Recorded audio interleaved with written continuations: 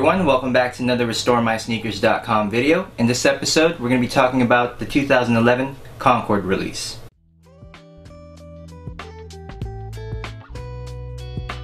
So by now, I'm pretty sure a lot of you are aware of how difficult it was to get these shoes. At stores and malls, people were camped out for days, and a lot of people were able to get their pairs, and many of them weren't able to get their pairs. Online, I thought it was going to be a piece of cake. It really wasn't. Same goes for a lot of other people who were trying to get the shoes online. My first choice was NikeStore.com, followed by FinishLine.com, then eastbay.com. On NikeStore.com, I'm usually able to process my order within a minute or two, but this time it wasn't that easy. I was actually online on Nike Store for about a good 40 minutes before I was actually able to get to the last page where it's supposed to pop up and say your order has been confirmed, but I never got that page. The page actually timed out and Nike Store actually logged me out of the website because of inactivity or something like that. So I didn't even know if my pair went through or not. On Finish Line, the only thing that was showing was that their website was down. On eastbay, they tweeted out that they would have the Concords like at 9:15 Pacific Standard Time, but by the time that was actually available, their website was down, or if you even got through, you probably had like a ridiculous time on your wait time. eastbay tweeted out, if your wait time is more than 3 hours, you're not gonna get the shoes. So they're pretty much telling people like, you know, you give up, go somewhere else, or go camp out at that point. But luckily, an hour later I got an email from NikeStore.com that my order did go through, so I was able to get two size 10.5s. However, on FinishLine.com, since I didn't know whether that order went through, I tried to order a 10.5 over there and it never got through. I did get to the last page, but just like NikeStore.com, it timed out. I didn't know whether it went through or not. I was checking my email for that like the whole time, nothing. You know, my brother was like, hey, let's go camp out at the mall. I'm like, at that point it was already 11 p.m. at night. And by that time, when it comes to these types of releases, that's too late. There's people already camped out way before that.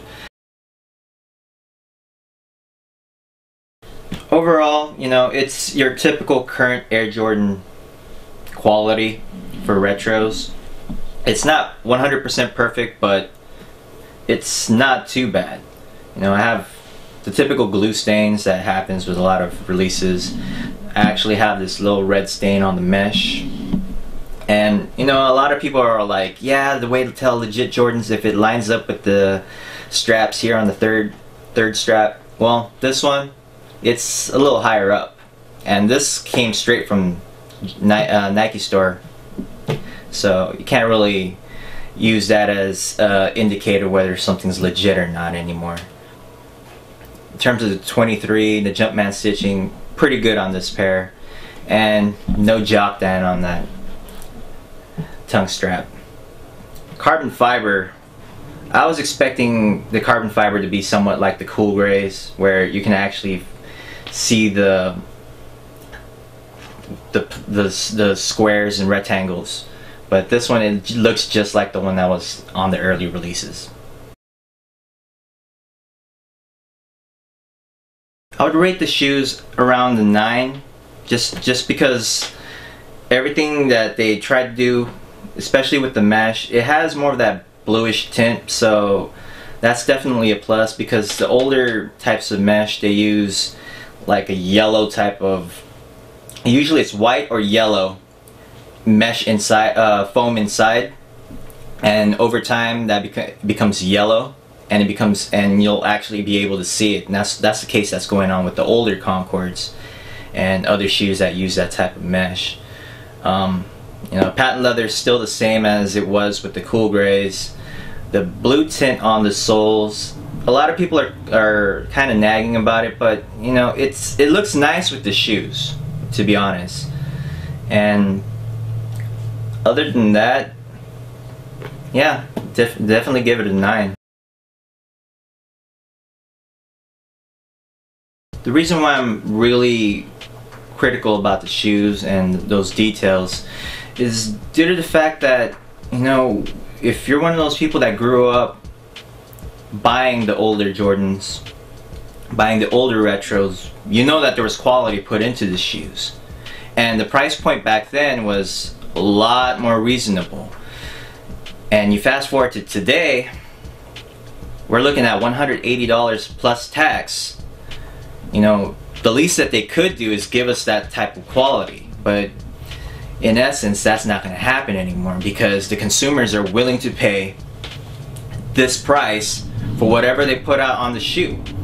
You know, it's the patent leather is a lot thinner, but I would say that it would be a little more resilient to cracking, which is what usually happens with the older versions.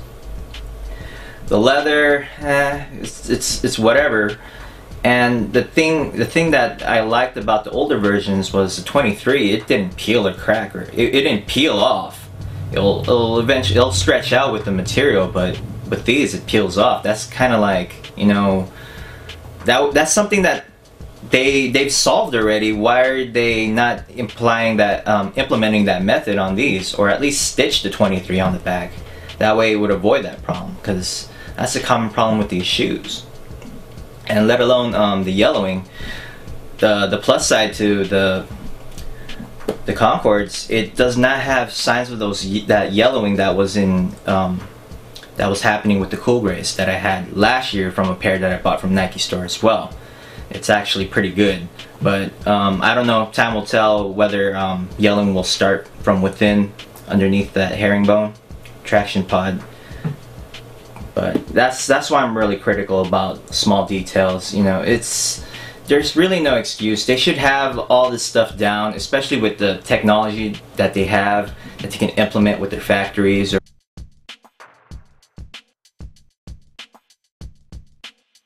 So we bought the pairs early from Air Randy because my brother was coming up with a method to actually preserve and protect the clear soles from yellowing, or at least try to reduce it from yellowing. Due to all the mixed impressions and emotions about the authenticity of the shoes, it got really discouraging to even work on them, and my brother just completely scrapped the whole plan of that super secret project too. My pair, I ended up selling it to someone I know, and I actually let him know what was going on. He didn't really care, so he's the one that owns the shoes now. So before we end, we do plan to do an in-depth comparison between the 2011 with the 2000 retro, as well as a tips video on maintenance and storage for the Concords. As for the midsole swap project, the next installment will involve me re-gluing the midsole to the sole. So I hope you guys enjoyed this video, and be sure to stay tuned for our next episode.